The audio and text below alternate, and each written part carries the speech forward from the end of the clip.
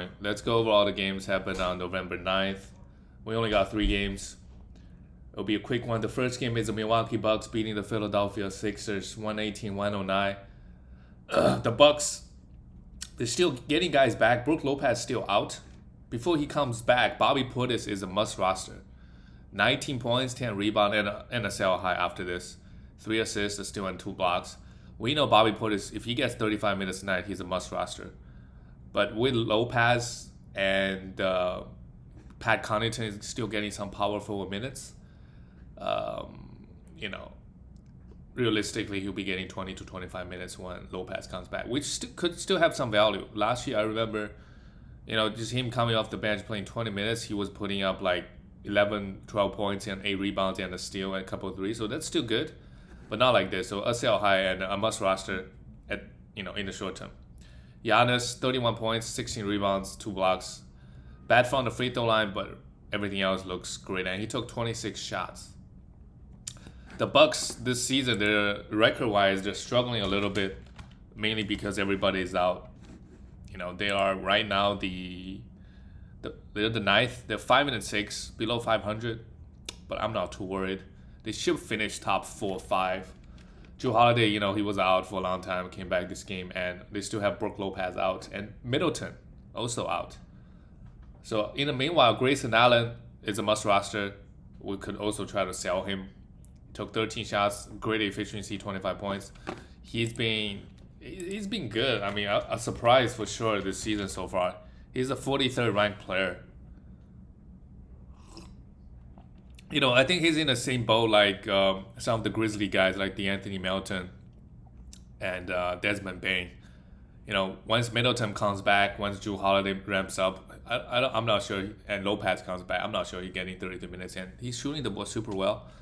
15.5 points, and he's shooting, 45%. So that's not great, but he doesn't turn the ball over. That's another reason why his ranking is so high in 9 category leagues.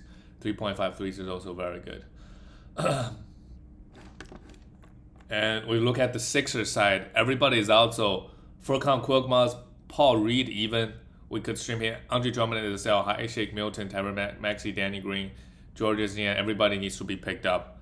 And Sixers, they have another game on Thursday, another low volume day. So yeah, if any of those guys on the waiver wire, we would look to stream them. And Furkan Korkmaz, really, is a stinker. 2 for 18. I think he played pretty well yesterday. 2 for 18. The fact that he took 18 shots is, he should be giving some of the shots to others. But he's really 1 for 12 on the 3. I don't know. Maybe he has the green light from Doc Rivers shooting the ball like this. If you need points and threes, he could still be streamed and rostered for Thursday's game. And Matisse Thybulle is questionable, so we don't know when he's going to be back. Paul Reed, also a huge defensive stat guy. 3 steals and 2 blocks in just 24 minutes. If you want some big man stats and some defense and some rebound, you could stream him on Thursday. Andre Drummond, in the meanwhile, give the guy minutes, he's going to put up huge fantasy lines. 20 rebounds, 7 offensive, 17 points, steal and 2 blocks. Just the biggest sell high in the history of sell highs. I mean, obviously I don't think anybody is really going to bite. So just hold him and just ride with it. If nobody, if everybody knows that, hey, once Joel Embiid comes back, the guy's going to go back playing 15 minutes, then you just hold. Who knows, Joel Embiid. But there's just no way that they're going to play Joel Embiid and Andre Drummond because Andre Drummond cannot shoot. So there's no scenarios where Andre Drummond can play alongside Joel Embiid. So his minutes will be 15 minutes because Joel will get his 33 minutes. Shake Milton, okay, game 41 minutes is huge. And Tyrese Maxey is a sell high. He's going to be a top 100 guy in my opinion. After this game, his ranking's got to go up. That's a good thing. He's aggressive this game. He's a 70th ranked player. Any top 70 player, I would trade. I would trade him plus. I would trade him for Wendell Carter Jr. right now is ranked higher. Like I would trade him for Gordon Hayward even though Gordon Hayward doesn't really have that much upside. Bam right now is ranked 74th. So I could do Tyrese Maxey plus somebody for Bam. Brandon Ingram, those names, very, very comfortable trading Tyrese Maxey for Kyle Lowry, actually. He should have value all year, but, he had this great game because everybody is out. Danny Green could be a threes and defensive streamer for the rest of the week. And, if you want those defensive stats, you could even hold him.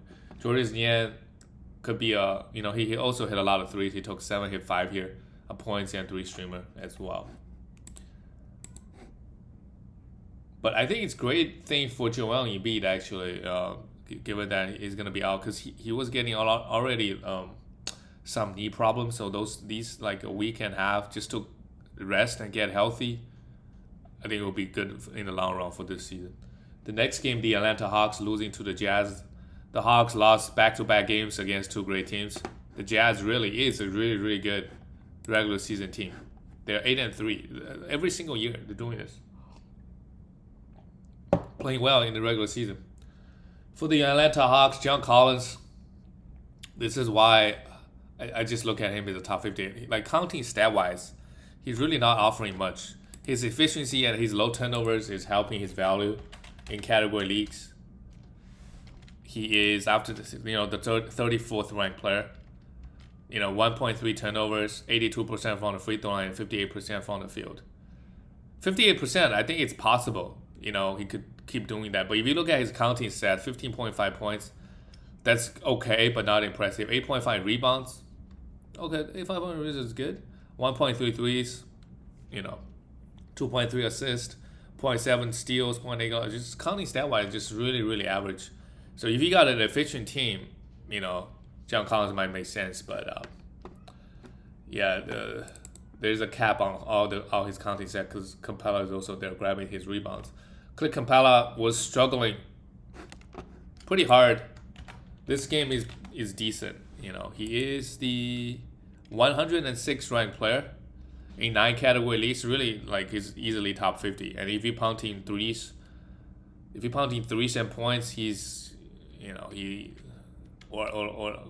pounding threes and assists, he instantly become a top first round player for sure. So far, just the 11 rebounds, that could go up to 13, and his field goal is a bit low, and 1.3 blocks could also go up. So I think he remains to be a buy low. Kevin Huerter with DeAndre Hunter out, he came in and played 39 minutes and had hit a huge game, and Bogdanovic also out. So if those 2 other guys continue to be out, Huerter is a must roster. He's not going to do this every game, but him playing 35 plus minutes should give us nice, values all around. Hit 6 threes as well and 2 blocks. Trey, 27, just no rebounds, no blocks, high turnover. If you got a Trey, I think it's probably best to pound a few categories. Still in 9 categories, 39th ranked player, so it's not the worst. 0.9 steals, if he can push up to 1.1, that'll be great. Points and assists looks all right, and the free throw, 5.3 attempts, so that went down from last year. So we'll see if he can keep go to the free throw line a little bit more. Only 2 free throws in this game. And Cam Reddish also had played 30 minutes, had an okay game, 16 points and a steal, but once Bogdanovic and DeAndre Hunter comes back, all those wing guys nobody really needs to be rostered. For the Jazz, Bogdanovic numbers. If he goes out for 30 points, it's perfect time to trade him. He really just gives you points and threes. So ranking wise, he just end up being, also depend on his efficiency. 96 rank, that's about right.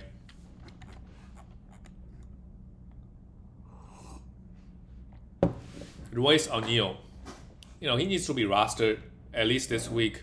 The Jazz also got another game on Thursday, so those low volume days. Royce O'Neal, 83rd ranked player. I think if you're pounding points, you should really think about rostering him because he give you some threes, some rebound, assists, a little bit assists, steals and blocks. He's just not gonna score at 70. Just Draymond play type of play without the assist. So yeah, I think if you're pounding points, I think he needs to be looked at. Rudy Gobert, 24 minutes because he's in foul trouble. So Hassan Whiteside got 22. Uh, good game from Rudy. And Donovan Mitchell, another great game. Shot the ball pretty well, 27 points. His ranking's got to be high up there. He struggled the first few games, but after this game, his rankings all the way up. He's a 20th ranked player in 9 category. In 9 categories, I don't think Donovan Mitchell could be a top 20 because he's such a bad field goal guy, and he usually doesn't get that many steals. That's why his ranking, over the years, he's just in 9 he's like a top 30, top 40. But this year, he really improved his steal numbers. And uncharacteristically, I don't know if I could say that, but last year he averaged about. Just since there are only 3 games, we can dive a little bit deeper in Donovan Mitchell's stats and what happened with his steal numbers over the years. Because I remember his rookie season. His rookie season he averaged 1.5, and his second year he averaged 1.4. So those are good. But then in the last 2 years, he averaged 1 steal. So going from 1 steal to 1.5, that's huge. That's a very big bump. That's the difference between a top 35 guy to top 20. So let's see if he can keep this up. Mike Conley remain to maybe Donovan Mitchell is a bit sell high for. Let me see if it's realistic. Like Donovan Mitchell for James Harden, I don't think Donovan Mitchell plus somebody else for James Harden. That's something you could try doing. Or Donovan Mitchell for Damian Lillard straight up. They will have very close values. I just feel like maybe Donovan Mitchell will finish better than Dame. So maybe that's not something you want to do right now. Mike Conley remains to be a sell high in my opinion. 12 points, 6 assists, and 2 steals. Just old guards with hamstring issues. Yeah, Mike Conley's ranking super high. He's a 27th ranked player. Trade him for Jaylen Brown. Trade him for Fred VanVleet, plus somebody for Fred VanVleet, for Tyrese Halliburton. Just looking at the rankings, all those guys, plus somebody for Bradley Beal. All the other guys should be better. Mike Conley to me is per game basis is around the top 60 range, and he's gonna miss a bunch of games. And somehow he's only averaging 1.7 turnovers, so that's also good. Shooting 48% from the field, that's just too high. But the Conley stat look all right. He could be 16 points, 5 assists, 1.4 steals. 1.4 steals might be a little bit high, but he's a huge sell high at the moment. Try to do those 2-for-1s for a struggling player. You think that's struggling? Jordan Clarkson 16 points. Just a points in 3 streamer. And let's look at the last game of the night. Wow, Wednesday night is oh my god, so many games on Wednesday. For the Portland Trailblazers, well, they lost to the Clippers. Pretty bad. Not pretty bad. Let me check the Blazers rankings before I say that conclusion. 5 and 6 are not the worst. The West this year, I feel like they're not as competitive as the East, because the East, right? You obviously got the Nets, you got the Bucks on top, and then you have the Sixers. At least in the regular season, they've been decent, and you got some newcomers like the Miami Heat, the Chicago Bulls, the New York Knicks. All those teams seems up and coming. I feel like the overall strength of Eastern Conference is greater than West, because really you got a couple of regular season teams, and really now the Lakers are playing so bad. Like, who's gonna come out of the West? I think it's wide open this year for the Western Conference. Maybe right now it looks like Warriors are pretty good, at least in the regular season. For the Portland Trailblazers, Norman Powell is a must roster. You could try to sell him. I'm just not a big Norman Powell fan. He just gives you some points, a little bit threes, and the rest of his value come from his efficiency and very, very low turnover. He's a 49th ranked player in 9 category leagues. I'm just looking at the rankings, like plus somebody for Shea, for Devin Booker, for CJ. After hot start, CJ has been playing pretty poorly. For Siakam, like I would do all those guys. His 9 category rankings, he could be just around in the top 50, 60. Giving you 17, 18. I don't know if he can average 18 points, but 17 points, 16, 17. 2.5 threes. and then the rest is just very, very average. Maybe the steals and blocks could go up and down, but he's shooting 52%. He's doing it again this year. 5 for 6 from the 3. Yeah, I will try to trade him. And Robert Covington, the minutes is great, so that's encouraging. He was very close to droppable, but then he came in play 39 minutes this game. The defensive stats are not there yet. Just gotta be patient. If he play 35 plus minutes every single night, then you cannot drop him. In category leagues, for sure, you cannot drop him. For Jusuf Nurkic, 15 points, 13 rebound. The minutes for Nurkic, just in that, below 30 mark. He is the 67th ranked player. The rebound is great. Just in 25 minutes, grabbing 12 rebounds. The field goal is great, 53. But 2.3 assists might be low. 1.5 steals is huge for a big man like him. But the 0.6 blocks. He should be averaging 1 block. If he averages 1 block, he's already inside the top 50. And just the 25 minutes a night, I don't know what's up with that. Maybe because a lot of the times the matchup reasons he can grab 30 minutes. But just want to see him play more minutes. Give the guy 30, 35, he could push up to top 30, if the blocks are coming in. CJ is a buy low.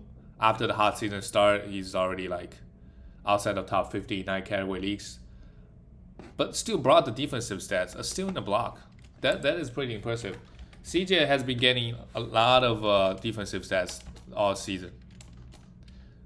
1.1 steals and 0.9 blocks. I just remember this guy being not 0.8 steals a game and 0.4 blocks. So in the defensive stats category, he's improving. His free throw is a bit low, 68%. But other than the defensive stats, I think everything else could go up or stay the same at least. And Damian Lillard, 39 minutes, great. It might be a sell. If you can trade, because he's clearly bothered by his. I read the news, Rato World News, that he looks hurt. He's grimacing on the court, holding his just read that again.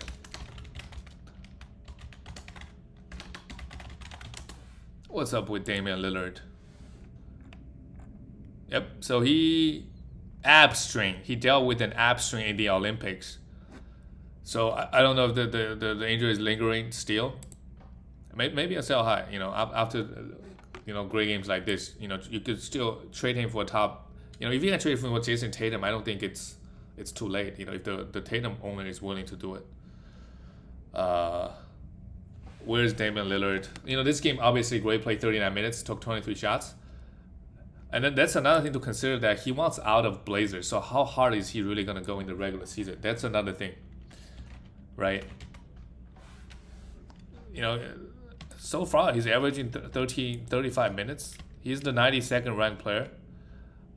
20 points, eventually going to go up to 22, 23. I don't know if he can average 26, 27 like he was the years before. 2.53 is a bit low. But again, if his scoring is not at 26, 27, and he's not getting to a free throw line, 3.2 attempts, he's also a little bit hurt, and 0.7, just no defensive stats, 0.7 steals and 0.1 blocks. I would try to trade at this point, try to trade him for Jason Tatum, or for Bradley Beal at the end of the first round or early second, guys that were drafted there. And let's look at the Clippers. Paul George continues to play great. Also, maybe a sell high. If you can't trade him for Harden, I don't think I would think too much. 24 points, 9 rebounds, 7 assists. And one thing I want to see is the steals. He is leading the league in steals. He still averaged 2.4 steals after this game. So let's see. By the end of the season, can he be? Is he gonna average 1.5? Is the question. Because he had a good start, but from this point forward, is he going to be averaging 1.5? We'll see. Nicholas Batum continues to play great. He needs to be picked up right now. 28 minutes. Usually he gives you a bit more assists and defensive stats. This game is all about the offense, 6-3, so that's great. Eric Bledsoe, the defensive stats is there. 2 steals again, 6 assists. You want to see a bit more blocks coming in from Bledsoe, then he will be great. I think his role on this team is pretty secure. Although just 27 minutes so far, and his ranking is actually horrible, 150th ranked player. But I don't think I want to drop him because the 1.6 steals and 0.6 blocks is really, really good. He's just struggling shooting the ball, 33% from the field, and turning the ball over a ton. So to me, he's still a hold. And I don't think I want to drop him because the defensive upset. Reggie Jackson continues to be great, 23 and 6. He's also a must roster, but mainly just the points and threes. Terrence Mann did not have the best game, but we could continue to stream him for the rest of the week. And that's it, guys. I'll see you tomorrow.